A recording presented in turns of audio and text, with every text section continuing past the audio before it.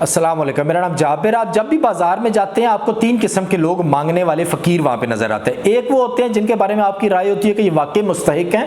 ان کو کچھ دینا چاہیے، اور ایک کے بارے میں آپ کی یہ رائے ہوتی ہے کہ نہیں، انہوں نے کاروبار بنا لیا، یہ صرف کاروبار بنا کے اس طرح لوگوں سے مانگتے ہیں روز۔ تیسرا، کچھ لوگ ہوتے ہیں جو نشے میں مبتلا ہوتے ہیں یا وہ ذہنی طور پہ پاگل ہو چکے ہوتے ہیں تو وہ مانگ رہے ہوتے ہیں۔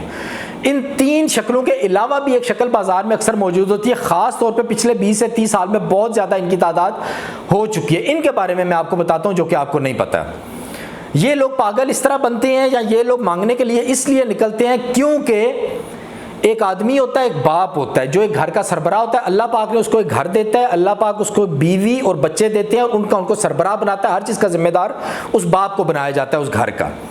لیکن اس باپ میں اتنی کوالٹی نہیں ہوتی، انہوں نے کبھی زندگی میں کاروبار نہیں کیا ہوتا، پازیٹیو مائنڈ سیٹ کے ساتھ نہیں سوچا ہوتا، چیزوں کو اچھے طریقے سے مینیج نہیں کیا ہوتا، اس کے اندر غصے کا فیکٹر بہت زیادہ ہوتا ہے، اس کو لوگوں، مہمانوں، لوگوں اور اپنے آس پاس کے لوگ، اپنے پڑوسی، اپنے خاندان کے سامنے اپنے آپ کو اونچا دکھانے کی عادت ہوتی ہے۔ اس کے جو اخراجات ہوتے ہیں وہ اس کی آمدنی سے بہت زیادہ ہوتے ہیں ہمیشہ۔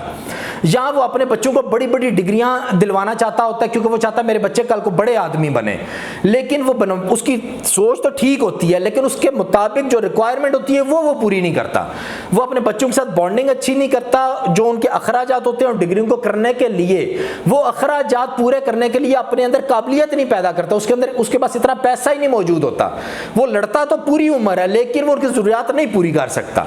اس کے بعد گھر کے اندر عورت جو ہوتی ہے، سب سے بڑا فیکٹر، عورت کی حکمرانی قبول کر لیتا ہے۔ اس گھر میں اس کے فیصلے یا اس کے سب چیزیں نہیں چل رہی ہوتی بلکہ اس عورت کی حکمرانی اور اس کے تمام فیصلے چل رہے ہوتے ہیں۔ اب ہوتا کیا ہے، یہ جو اس کی اولاد ہوتی ہے نا، یہ جب 10 سال تک ہوتی ہے تب تک تو ان کا ہیرو ان کا باپ ہی ہوتا ہے، یہ اپنے باپ کے ساتھ بہت ہنسی خوشی اور دل کے ساتھ خوشی سے چلتے ہیں، لیکن جیسے ان کی عمر تقریباً 14 15 18 سال ہوتی ہے ان کے آہستہ آہستہ اختلاف بننے شروع ہو جاتے ہیں، کیونکہ ان کے ان ڈگریوں کرنے میں بھی دل نہیں کر رہا ہوتا۔ یہ جس جگہ پہ جا رہے ہوتے ہیں ان کا لائف سٹائل بھی اپنے جیسے لوگوں سے بہت کم ہوتا ہے کیونکہ ان کے پاس اتنی آمدنی نہیں ہوتی، آمدنی کے مطابق ان کا لائف سٹائل نہیں ہوتا۔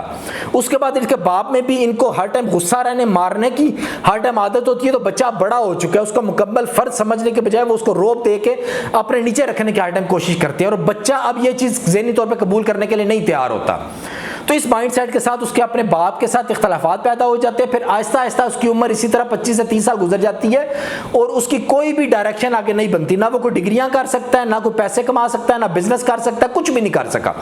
اب اس کو کچھ سمجھ نہیں آتی وہ کیا کرے اور کہاں سے کرے، کیونکہ اس کے گھر میں بھی حالات نہیں اچھے رہے ہوتے، تعلقات بھی نہیں اچھے رہے ہوتے، باپ کے ساتھ بانڈنگ بھی اچھی نہیں رہی ہوتی، باقی سب معاملات اس کے خراب چل رہے ہوتے ہیں۔ اب جب 25-30 سال اس کی عمر تقریباً پہنچ جاتی ہے، اب یہاں پہ آ کے اس کی شادی بھی نہیں ہوئی ہوتی، معاشرے کے بھی ہر الٹے سیدھے رنگ اس کے سامنے آ چکے، تو اس کا دماغ جو ہے وہ ایک نیگیٹو سوچ، نیگیٹو چیزوں کے ساتھ فل بھر چکا ہوتا ہے، اور اب اس کے دماغ سے اندر یہ باتیں نکالنا بالکل ناممکن ہوتا ہے۔ جس ٹریک پہ اس کی زندگی بنانی ہوتی ہے وہ بن چکی ہوتی ہے۔ اب اس سٹیج پہ آ کے وہ کیا کرتا ہے، وہ ماں باپ سے لڑائیاں کرتا ہے، کبھی انہیں مارتا ہے، کبھی انہیں گالیاں دیتا ہے، کبھی کچھ کرتا ہے، اسی طرح پورا دن گھر میں وہ ماحول جو ہے وہ خراب رکھتا ہے۔ اچھا، کرنے کے بعد پھر آہستہ آہستہ وہ پھڑپھڑاتا ہے، وہ باہر جاتا ہے، لوگوں کے ساتھ فراڈ کرنے کی کوشش کرتا ہے، لوگوں کے ساتھ دھوکے بازی کرتا ہے، ادھر سے چیزیں اکٹھی کرنا، ادھر سے اکٹھی کرنا، اپنی ضروریات پوری کرنے کی کوشش کرتا ہے، ہر جائز ناجائز ضروریات کو پوری کرنے کی کوشش کرتا ہے۔ لیکن ایسا تھوڑا ہی عرصہ چل سکتا ہے، اس کے بعد وہ تھک جاتا ہے، تھکنے کے بعد وہ فلی اپنا ذہنی معذور ہو چکا ہوتا ہے، ذہنی اس کی قابلیت بالکل ختم ہو جاتی ہے، وہ پورا ٹینشن کا شکار ہو چکا ہوتا ہے۔ اب اس کے پاس کوئی حل نہیں نظر آتا، اب وہ جب دیکھتا ہے کہ مانگنے میں اتنے پیسے آتے ہیں وہ مانگنے کے لیے نکل جاتا ہے، اور لوگوں سے وہ ہر ٹائم اپنی دعائیاں دے کے، رو دھو کے، یا ایک باقاعدہ پروفیشنل مانگنے والے انسان کی طرح وہ مانگنا شروع کر دیتا ہے۔ تو یہ وہ لوگ ہوتے ہیں جو آپ کو مانگنے والے نظر آتے ہیں، اور ان کے ساتھ جو اس لڑکے کا باپ ہوتا ہے نا، وہ اب اپنے بزرگی میں پہنچ چکا ہوتا ہے، ان کے پیچھے جو دوسرے باقی بچے ہوتے ہیں نا، وہ بچے بھی کیونکہ ان کی بھی تربیت ٹھیک نہیں ہوئی ہوتی، تو وہ بچے بھی اب جو ان کے پاس گھر موجود ہوتا ہے، زمین موجود ہوتی ہے، گاڑی موٹر سائیکل موجود ہوتا ہے، ان پہ قبضہ کر لیتے ہیں اور باپ کو بالکل کسی کام کا نہیں چھوڑتے۔ اب باپ کے اندر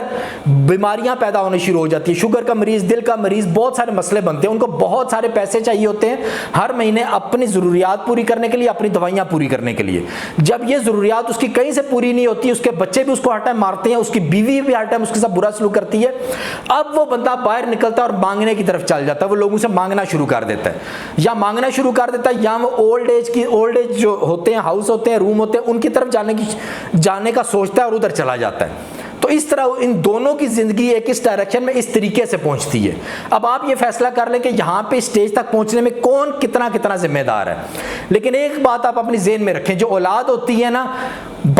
ماں باپ جو ہوتے ہیں زندگی میں سب سے مخلص ترین آپ کے ساتھ ہوتے ہیں،